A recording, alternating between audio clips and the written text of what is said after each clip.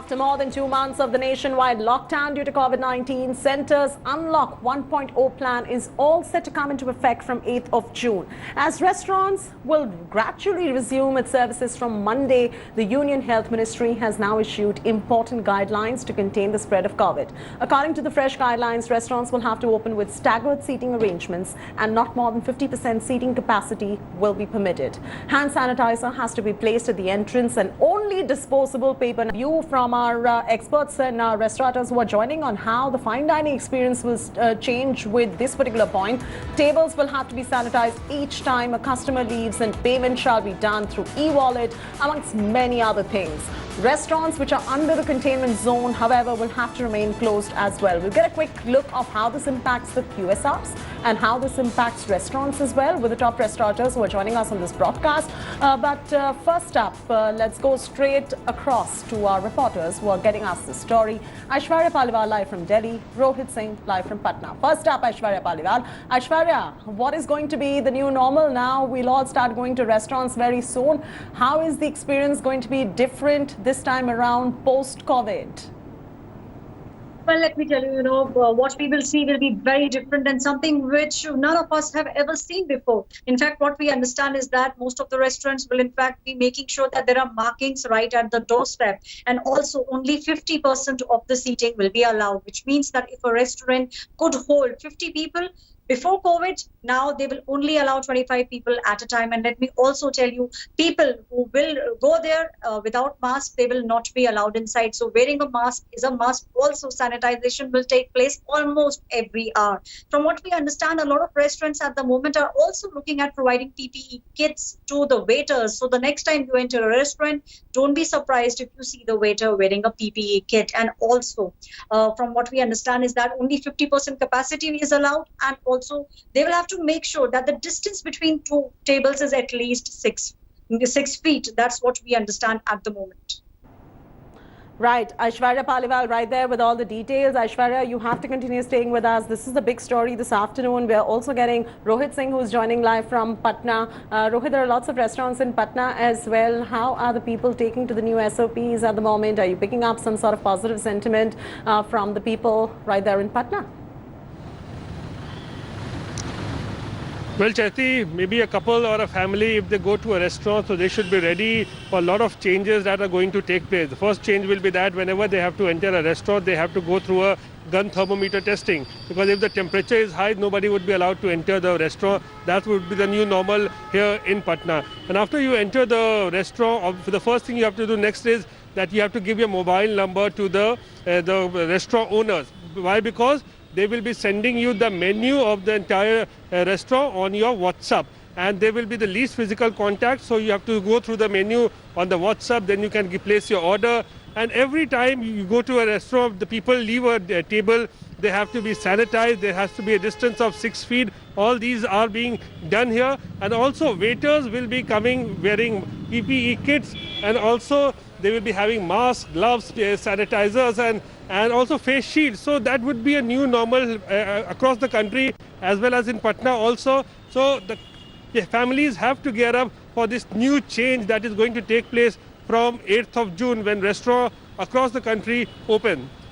Absolutely. Stay on with us right there. Some of the top restaurateurs of the country are now joining up. First, we'll begin with Zorawar Kalra, who is the founder of Massive Restaurants, followed by Eri Singh, who is the founder of the Olive Group, and then we'll also have Kumar Saurabh, spokesperson Taco Bell. But first up, let's go straight across to Zorawar Kalra. Zorawar, the new SOPs are out. We've had multiple conversations offline as well as to how the restaurant industry required the much-needed stimulus. That didn't come out. Are you satisfied now? Are you happy now that at least the restaurants are opening, even though it is with the new SOPs in place? How is the dining experience also going to change? Hi, Chaiti. Great to be here on your show again. Let me first say that any move that is going to enable the kickstarting of the economy or get the machinery of the economy chugging along is a welcome move. So definitely opening of the restaurants is a positive move. I think for all of us restaurateurs, we're one of the most effective industries, as you know. Along with aviation and travel, I think we're one of the worst hit, and it's going to take some time to recover. So these SOPs are definitely a welcome addition, a welcome move by the government. Obviously, it remains to be seen what the state level SOPs will be. However, you have to understand one thing: we restaurateurs consider the safety of our patrons and our employees as the absolute number one priority. So whatever the guidelines will be clearly adhered to.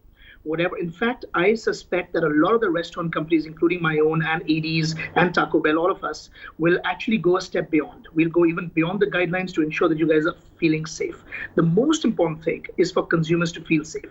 I like to call it stress-free dining. I want our consumers to go back and dine like they used to in December of 2019, where the only corona you knew about was a beer. I want people to feel safe. I want people to feel that eating at a restaurant is as safe or even safer than eating at home. There's going to be a lot of protocols being introduced, not just the ones that I mentioned. I think we're all going to go even way above and beyond that. However, there are also going to be certain challenges. As you said, the 50% efficiency or capacity utilization that's being allowed, that is going to remain a bit of a challenge. However, I must say that it's a positive move because in certain countries, for example, I have restaurants in the Middle East where they started off with 33%. So that's another absolutely a positive move. However, at 50% utilization, a restaurant is not really viable. A lot of the restaurants run on very, very thin margins. We have 10 to 15% margins at best. So if you're only going to be able to serve half the customers, a lot of these restaurants will become unviable. A lot of people might choose to open. However, I suspect a lot of people will open. And like I said, I think it's going to happen in phases. It's going to start with 50%. Eventually, it's going to go up 75, 80%, about 75, 80% of capacity utilization. Once the guidelines permit that, a restaurant will be a viable entity, but definitely a positive move. Like I said, the biggest battle is with consumer perception. The biggest battle, not the biggest battle, rather the biggest initiative of the government as well as the restaurant industry should be to create a sense of comfort in the minds of our consumers. Once they feel safe, they'll go out. If they don't feel safe, they won't go out, and the restaurant industry will anyway suffer. So I think some of the changes need to happen. This, along with operational hours, I think the operational hours should be extended. The reason is that physical distancing, when the operation hours are longer, becomes easy. You can take reservations and spread them out over a longer period of time. You can spread out, your acceptance of reservations. You can make sure that the queues outside the restaurant are lesser. So I think from all perspectives, extending or rather increasing the operational hours and looking at quickly increasing the efficiency and capacity utilization of the restaurants is key. However, these moves, like I said, are very positive. Like I said, they're even more aggressive and better than sometimes in the rest of the world. Dubai was 33%, at 50% it's good, but restaurants will not be viable under 70, 75%. So those some challenges remain, but very excited that something has happened. The SOPs are good. A lot of us had preempted these SOPs. A lot of us had thought that had already taken into account some of these things and have purchased the the requisite equipment, the non-touch or the digital form of ordering, feedback, and obviously payment are going to be an intrinsic element. PPE suits in the kitchen is definitely going to become a norm.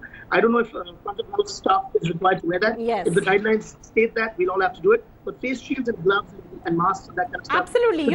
I'm glad you mentioned face shields and masks as well. Zorawar, stay with us because I'm also going to bring in AD on this one. AD, one of my colleagues just mentioned to me before the show that the new normal really says that everyone who walks in also has to wear a mask constantly all the time. But how do you end up eating when you're wearing a mask? Do you want some changes in the new SOPs that have come in, or do you think this is enough and this is going to make sure that this is being done for the safety? But how practical are these new SOPs?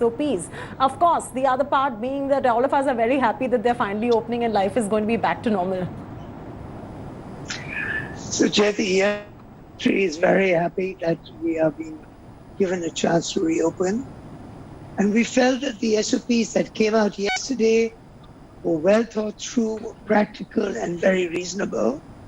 Yes, it's a bit of an oversight that they say you have to wear a mask full time.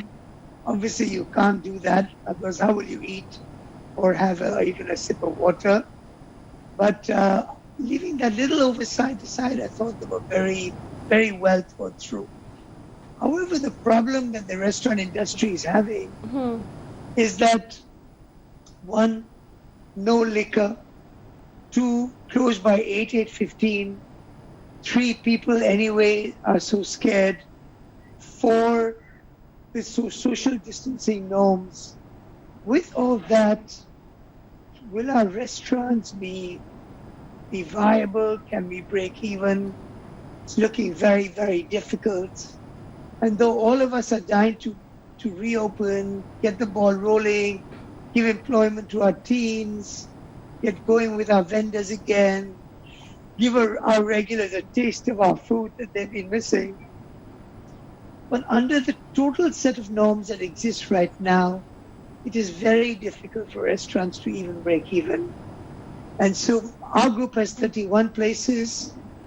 For sure, of all those that can open, we will not be opening all of them. We'll be talking to our landlords, taking their support to open under these conditions, and then only we make a decision where we think it has a chance of working.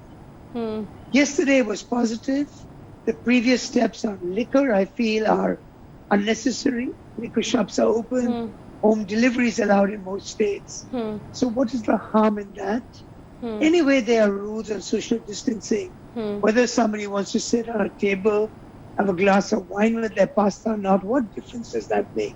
Yes. So I think the liquor rule is unrealistic and should go soon. I think the curfew makes it very difficult for the restaurant industry as well. Obviously, we're not experts on law and order, and the government has a right to see that. For us, it doesn't seem that it's necessary. It makes it very hard. And as Zorawar said, if it is there, then certainly, allow much better use of outdoor seating. Right. Once it's lifted, allow places to stay open later. So to spread any sort of crowd, if that's going to come, spread them out. Right. It's interesting you mentioned this, Adi, because restaurants like yours, your chain, or Zorawar's chain, all of these chains are going to float very well. There will be no problem breaking even because you all are massive chains with being market leaders as well. The worry is coming in for the smaller restaurants. Do you, Zorawar, see the smaller ones, which are those ad hoc ones, few and far between? Are they completely going to be wiped out, or will there be some consolidation that is going to be coming in? How do you see the restaurant sector overall pan out with the new normal and after the lockdown, the kind of losses that one has to go through? And I just want to add, you all contribute 3% to the GDP of the country. Correct. Not just 3% of the GDP, we're also the second highest employer of human capital in India after agriculture. We employ 73 lakh, 7.3 million people, and that's just directly. There are a lot of ancillary agencies and industries such as entertainment, such as liquor companies, such as vendors, distributors that add several million more people to the corpus. So a lot of jobs are at stake. We are an important industry. I think it's also important to understand that we are the primary form of entertainment for Indians in the whole country. We are 40 times larger than Bollywood. Indians spend a higher percentage of gross disposable income on eating out as compared to any other form of entertainment. So it's an important thing, and especially after the toughness, the mental difficulties people have faced during the lockdown, it's important for restaurants to get their due credit. However, you did say that companies like mine and ADs are perhaps aloof to the current scenario. Very much the opposite. Even companies like ours, in fact, the bigger the corpus of restaurants and the bigger the network you have, the bigger the difficulties, the more wages to pay, the more landlords to battle. One of the key problems we're going to face is rentals. That's why it was our humble submission to the authorities to declare a force majeure for the period of the lockdown so that there are no rents due. Right now, a lot of us are having problems dealing with landlords who are making us pay rent even for when the restaurants were shut. And that is, imagine a restaurant that has no business, has all fixed costs still remaining. It's a death knell. It's literally, it's a collapse situation. It's an existential crisis. So I think it's important to understand it's not just the small ones, but even the big ones that are going to face a huge problem. The new normal, the biggest battle will be, like I said earlier, is going to be with consumer sentiment. The most important thing is for people to feel safe, because if they don't start going out, our revenues will never recover. And a lot of our rents, a lot of our costs were initially built up keeping in mind certain revenue projections. Yes. If those projections are going to fall to a small fraction of what they used to be earlier, not just me or AD, every single restaurant company, even the big MNCs like Taco Bell, will face the brunt. And I think it will be a difficult and challenging time ahead. So the problem, definitely, my heart goes out to the mom and pop shops. And you mentioned about the consumer behavior, which is going to be changing as well. And I'm going to come to AD in just a bit on the consumer behavior front as well. Zorawar, also continue to stay with us. I just want to tell our viewers one thing. Hotels as well are all set to open from coming Monday. And if you're visiting one of them, then you have to know these fresh guidelines that have been issued by the Ministry of Health. The entry to the hotels will be allowed for only those who are wearing masks, and hotel authorities have been asked to put sanitizers, thermal screening at the entrance. All luggage also will have to be disinfected before taking into the room. The guests will have to provide the history of their travel and medical condition. Guests will also have to sanitize hands before and after filling out the relevant forms as well. AD, coming to you now, you know, Zorawar made a very interesting point about how the consumer behavior is going to change with all of these new SOPs that are coming in. And of course, they've been through a lot with this coronavirus crisis. How would you ensure that the consumers who are coming into the Olive Group of hotels, any of your 31 restaurants, completely end up feeling safe? It's, you know, so many SOPs coming out for hotels as well, so many forms being filled up, but that is not going to be applicable for restaurants. The restaurants will now have to make the consumer feel safe. So let me say, firstly, all of us in the restaurant industry are very hopeful about a few basic things. One is that man is a social animal. We love to go out to see and be seen. We want to meet our friends and our families. We want to let our hair down, enjoy a nice meal, a glass of wine. It gives us a very necessary balance to our life. And we are all hopeful that that will continue even now, despite their fears, etc. People like Zorawar, myself, and some of the other big brands you've had on the show before, we've worked hard on all our practices to build up credibility. And we imagine that there's already a high level of comfort with the consumer with the brands that we have. Of course, all of us and our teams are working even harder to put into place all the steps, all the systems, all the processes, all the equipment that is required to give customers as safe an experience as possible. But along with that, we're also working hard to make sure the experience is as good as it ever was, so that when they do come back, they'll get the experiences that they've been missing. And hopefully that should help not only our industry to rebound, but go a step towards helping employment, go a step towards helping the economy come back on track. Right. So, Zorawar, you know, one other thing that I picked up from the SOPs that have just come out is that disposable paper towels are going to be the new normal now. How does the fine dining experience change with disposable paper towels and tissue napkins all over the place? So what do you sense? Is the fine dining experience also going to go through a paradigm shift? Of course, QSR can manage with all of that, but what about fine dining? And you're the king of fine dining, may I add. No, thank you so much for your compliment. You know, I think, like we said, and this term has been used to death, but the new normal is going to make us all a little bit more resilient, a little bit more accepting, a little bit more tolerant. I think, without a doubt, a true fine dining experience should involve great cutlery, fine crockery, and, you know, very high levels of high contact service. All of these things for the immediate future will become a thing of the past. I think all of us will have to just learn to live with it. And I think human beings, in the sense, you know, they always use this term, jaan hai to jahan hai. So I think if you have to use a paper towel once in a while, I think it's not going to kill you. And yes, it will mar the experience to some extent. Will it dilute the experience? Probably a little bit. But like I said, this is not something that's going to go on forever. Soon, we will get over it. Soon, there'll be a cure. There'll be a vaccine, XYZ, whatever will happen. Humans are social at a DNA level. For us to go out and engage with each other, for us to go and meet with our dear and loved and dear ones, is more important than you know, a fine napkin. In fact, we're at our restaurants probably even going to use disposable crockery and cutlery in the beginning.